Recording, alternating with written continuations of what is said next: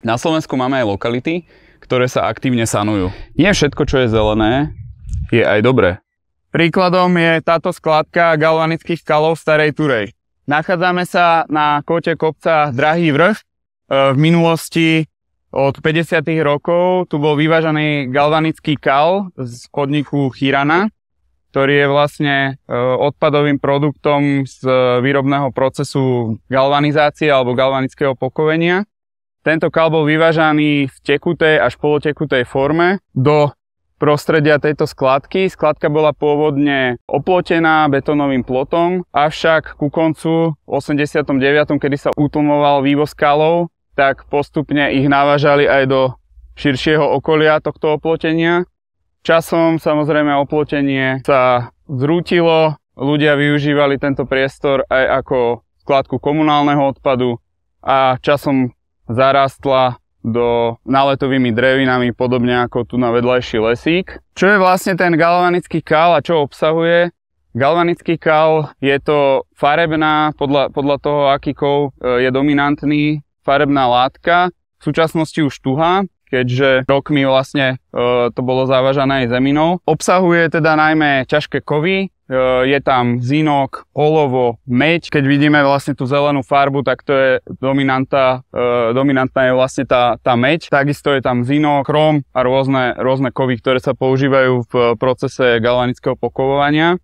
Z hľadiska zdravotných rizík je ťažký kov nebezpečný, alebo ťažké kovy sú nebezpečné v tom, že sa v tele kumulujú. To znamená, že keď by ľudia ich do seba dostávali, nevedia ich veľmi ľahko vylúčiť ako povedzme nejaké organické látky a to je hlavné riziko a následne potom môže dochádzať k postihnutiu či už kardiovaskulárneho systému, nervovej sústavy alebo celkovo k bunkovým poškodeniam a preto je potrebné túto lokalitu sanovať. Na začiatku, keď sme mali aj stretnutie na úrade s ľuďmi, ja som upozorňoval na to, že miestni mladí sem chodili opekať.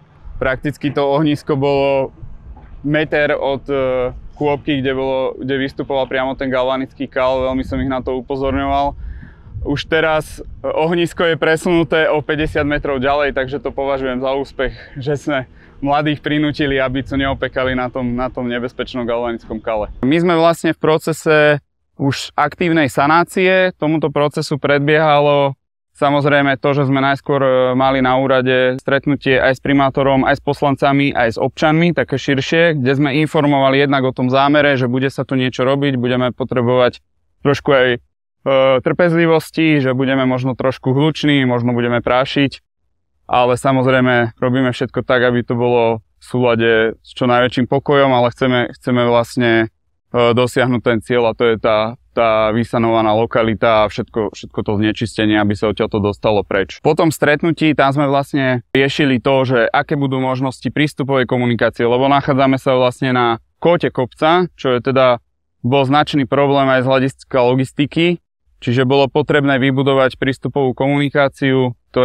ku ktorej sme sa teda dopracovali po dohode jednak aj s družstvom, aj s občanmi. Najskôr sme teda realizovali štrkovú prístupovú komunikáciu, potom sme strmší úsek spevnili aj panelmi, aby mohli vlastne návesy bez problému výjsť aj za mokrého počasia. Bolo potrebné lokalitu odlesniť, všetky tie náletové dreviny museli byť odstránené, odťažovali sme ten komunálny odpad, to znamená všetky tie plasty, stavebný odpad, ktorý bol už rokmi nahádzaný na vrchu a potom sa vlastne prešlo k procesu samotnej odťažby, ktorý teda pokračuje aj teraz. Jednak je to hlavne ten galvanický kal zelený, ale takisto aj tá kontaminovaná zemina, ktorá ho taktiež obsahuje, pretože oni to tu rokmi aj podľa slov pamätníkov robili tak, že prišli a kde bolo voľné, vykopali jamku, naliali tam ten kal a zahrnuli to vlastne zeminou. Je to treba celé kompletne prekopať, popozerať, budú sa robiť vlastne a robia sa analýzy zemín. Počas sanácie sa robí aj monitorovanie podzemnej vody.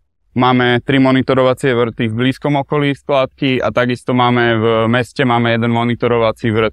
Následne po ukončení odťažby galvanického kalu a kontaminovanej zeminy z priestoru skladky bude celý priestor zavezený rekultivačnou zeminou s certifikátom a potrebnými analýzami. tak aby nepredstavoval žiadne riziko pre životné prostredie. Celá plocha bude zrekultivovaná a zatrávnená a bude môcť byť využívaná na rekreačné účely, prípadne nejakú vyhliadku